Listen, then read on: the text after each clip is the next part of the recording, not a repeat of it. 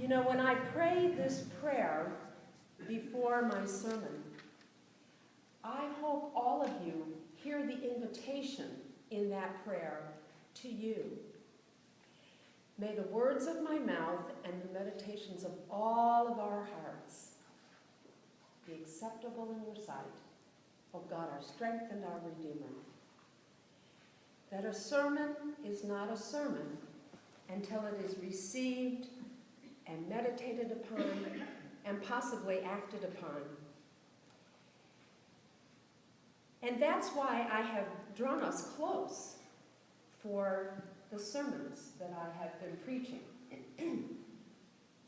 For I know that ever since October 6th, the subject matter of my sermons has not been easy.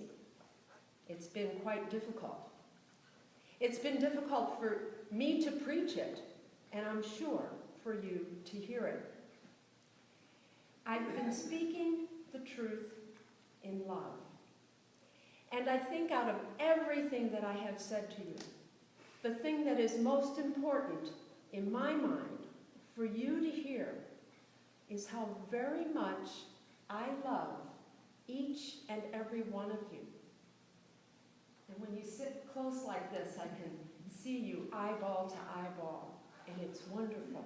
And I hope you can feel the depth of my love for you as individuals, not just a group of people, not just a congregation, not just a church, but individuals. You have invited me into your lives, and I have received that invitation.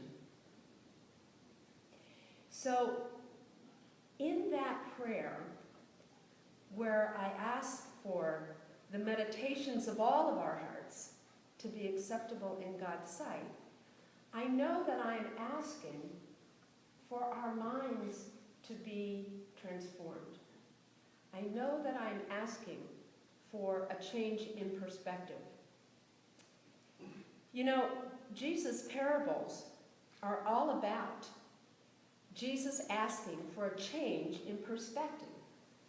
You know, his parables, that was his most noteworthy way of teaching, was through these parables. And parables, if we remember correctly, are not just sweet little innocent stories. They have a little twist at the end.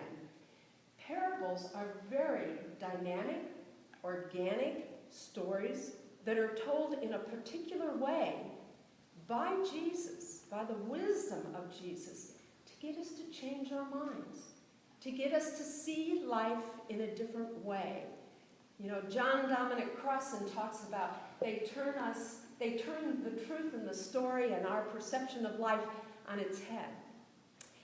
And when I read this exchange between Jesus and the Sadducees, I realized that Jesus' answer back to the Sadducees was not a parable, but it was a comment and an answer that was given in a way that helped the Sadducees, if they were willing, to change their minds about resurrection, to change their minds about what resurrection was. Now, in order to understand how this happens, you need to understand a little bit about what was going on in that day and age between the Sadducees and the Pharisees. You see, in Judaism, there was a division. And it was kind of like today, our division between Catholics and Protestants. There was different understandings of what the truth was. And the Sadducees believed that the Torah, the first 5 books of the Bible, were the Word of God exactly the way they were written, and nothing was to ever be reinterpreted or changed or thought beyond the Torah. And because in those first 5 books of the Bible, resurrection was never spoken about, they did not believe in any kind of resurrection, any kind of life after death.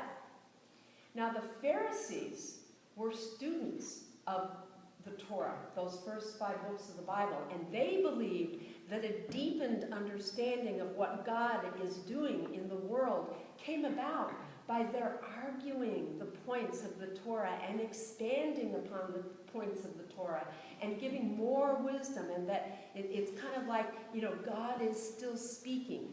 It was was all about that. And because of that, the Pharisees believed in life after death. They believed in resurrection. They believed in a form of angels and a different way of living that was not embodied the way we experience life here on earth. So Jesus would have been more in the camp of the Pharisees.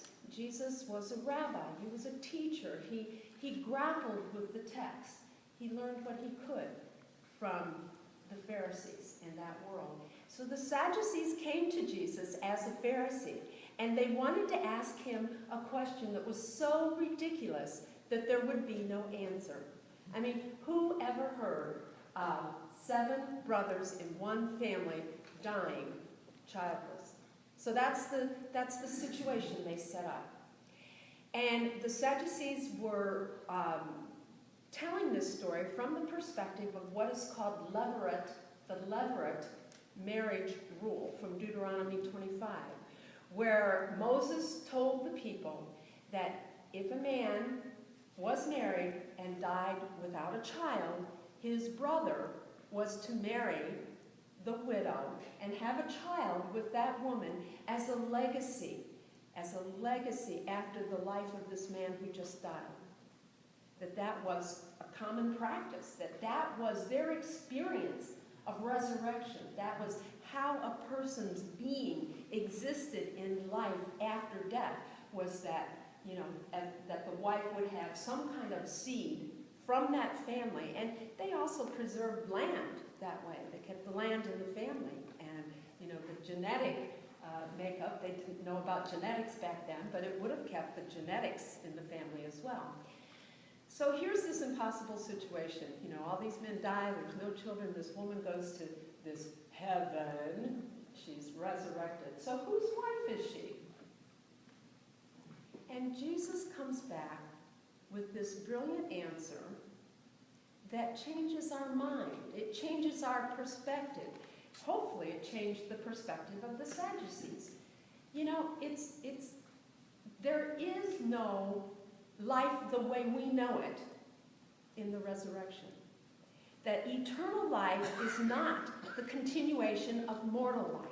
That's basically what Jesus was saying. He was saying that resurrection is not going to be what you think it's going to be. There's not going to be a body and marriage and sexual relations and offspring. That's not what it's about. Resurrection is about something else. And then he goes on to proof text himself by saying, remember in Deuteronomy this probably would have been Genesis, the story of Moses at the burning bush, and that Moses called on the God of Abraham and Isaac and Jacob. That was God calling on the liveliness of people that they knew had already died. They didn't have a mortal life. But God was the God of the living, not of the dead. So that through God and God's love, these men and their legacy lived on. That's key to this passage, is that we do not worship a God who is focused on the way things are here in this world. We worship a God who is focused on life in whatever way. Resurrection, life. That way that we experience a new mindset, a new way of thinking. I think I would go as far as even to say that Jesus might have said the biggest part of resurrection is a new way of thinking. That it's not just after we die, but resurrection moments happen all the time as we think in new ways. Friday. Thursday I went to my spiritual direction class, and then Friday I went to a seminar at Moravian College in Bethlehem, Pennsylvania, and I heard Cynthia Bourgeau speak. And she's very well known in the world of spiritual directors. She's written the quintessential core book about centering prayer. She's an Episcopal priest and a contemplative person who is just amazing to listen to. Her faith, her depth of understanding of Jesus and the teachings of Jesus is right at her fingertips. And she stands there on the stage speaking to 250 people with no notes whatsoever, and it just pours forth from her. She's just amazing. And Cynthia Bourgeault has written a book called The Wisdom Jesus. And this is a real nutshell, but she says that in some ways we miss the point of Jesus when we focus only on the resurrection. That we miss the point because there is so much wisdom in his teachings, and that the very core of what Jesus was about was to transform, she says, transform our consciousness. What she means is to get us to think in a new way. And my dear friends, this is what I have been doing with all of us as I approach this very difficult issue of what the reality of our situation is. I have been faithfully and lovingly trying to get all of us to think in a new way, to think in the way that Jesus would have us think. That it's not about this building, it's not about this property, it's not about doing ministry the same way that we have always done ministry. It's about resurrection. It's about new life. It's about God being a God of the living. What is the life that God is calling forth from us in this time and in this place? Now, one thing that Cynthia Bourgeault did that I thought was absolutely brilliant, because she believes that this transformation of the consciousness, this changing of our perspective, it happens in our whole body, our whole being, that it can't just be in our minds. It's not just something that's out there. It's something that we have to feel. And she said, think of it this way. She said, what's the physical action you would do if you were trying to cling to something? And she made all of us show her. So show me, what would you do if I asked you to cling onto something? What's the physical action? All right, do this. Show me all this clinging. Yeah, that's right. That's clinging. Okay? What would be the physical action if you were resisting something? Absolutely. Do it. Show me your resistance. Okay? And what would be the physical reaction if you were letting go? Yeah, it's like little Russell does this. He goes, I don't know. But it's this. So show me, do clinging. Do resistance. Do letting go. Look at the expansiveness. Look at the life of the letting go. The life of the letting go. This is what I'm calling you to in this time in your lives, is letting go.